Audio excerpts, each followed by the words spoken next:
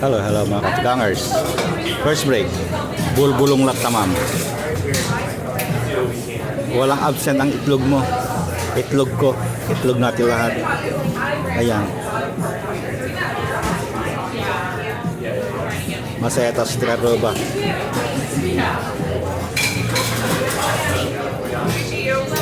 At saka panakot natin ay taso na taso. Taso na taso iya danyo kabulon.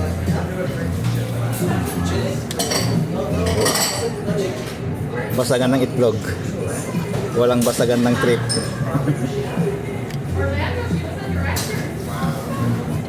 Timaldo.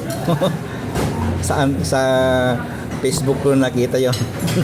Hindi ko alam yung paldo yung pala. Nagtanong pa ako at saka binabasa-basa ko. Paldo pala yung tumama o natamaan, nadali, mga ganon ang ano, ibig sabihin pala ng paldo.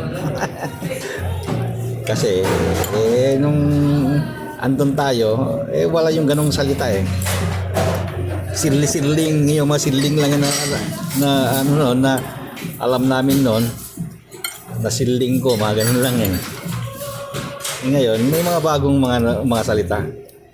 Kaya kailangan sunod tayo sa mga kabataan. Hindi na kabataan ang susunod sa mga matatanda. Ngayon, iba na. Baliktad na. Ang sumusunod na ngayon ay matatanda ang sumusunod sa mga kabataan. Kaya alam ko na yung paldo. O, pumaldo din ako dito. Ayan. Okay, bye-bye.